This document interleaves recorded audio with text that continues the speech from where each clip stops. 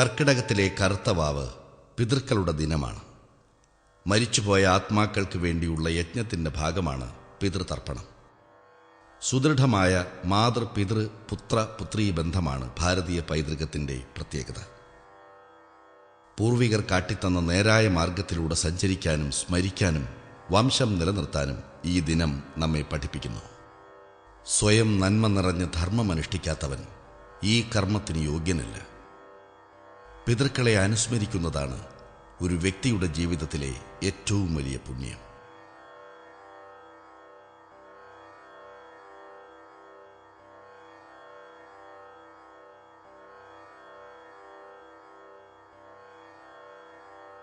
ഭാരതീയമായ മിക്ക ആചാരങ്ങളും ജ്യോതിശാസ്ത്രവുമായി ബന്ധപ്പെട്ടിട്ടുള്ളതാണ്.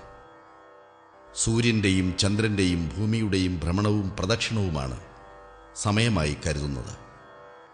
സൂര്യനും ചന്ദ്രനും ഒരേ രാശിയാൽ ഒരേ സമയം സ്ഥിതി ചെയ്യുന്നതിനാൽ കർക്കിടകത്തിലെ കറുത്ത വാവിലാണ് ബലികർമ്മങ്ങൾ നടത്തുന്നത്.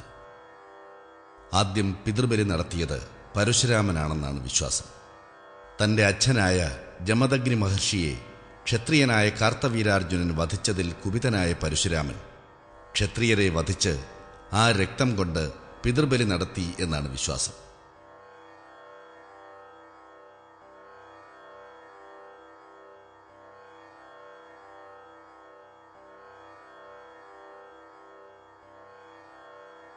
ശ്രദ്ധയോടെ ശ്രാദ്ധം നടക്കുമ്പോൾ പിതൃക്കൾ മാത്രമല്ല, ഇന്ദ്രൻ, രുദ്രൻ, ബ്രഹ്മാവ്, വരുണൻ, അശ്വനീ ദേവകൾ, സൂര്യൻ, അഗ്നി, അഷ്ടവസുക്കൾ, വായു, വിശ്വദേവകൾ, പശു, പക്ഷി തുടങ്ങിയ എല്ലാവരും അവനിൽ തൃപ്തരാകുന്നു എന്ന് വിഷ്ണു പുരാണം നമ്മെ ഓർമ്മപ്പെടുത്തുന്നു. ബലികർമ്മങ്ങൾക്ക് ഉണക്കലരി, എള്ള്, ബലിപ്പൂവ്, പവിത്രം, ദർഭ, ചന്ദനം, ഇല, കിണ്ടി എന്നിവയാണ് ഉപയോഗിക്കുന്നത്. കറുത്ത എള്ളാണ് പിതൃകർമ്മത്തിനായി ഉപയോഗിക്കുന്നത്. സർവപാപങ്ങളെയും നശിപ്പിക്കാൻ എള്ളിന് കഴിയും. എള്ള് പിതൃവിൻ്റെ ദാഹത്തെയും പിണ്ടം വിശപ്പിനെയും ശമിപ്പിക്കുന്നു എന്നാണ് വിശ്വാസം. 3 ദർഭ ചേരുന്നതാണ് കൂർച്ചം. ഇവ സൂര്യമണ്ഡലം, സോമമണ്ഡലം, അഗ്നിമണ്ഡലം എന്നിവയെ സൂചിപ്പിക്കുന്നു.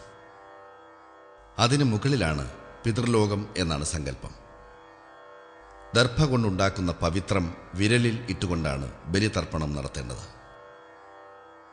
തർപ്പണശേഷം പുഴയിലോ സമുദ്രത്തിലോ മുങ്ങി പിതൃമോക്ഷം നേടുന്നു.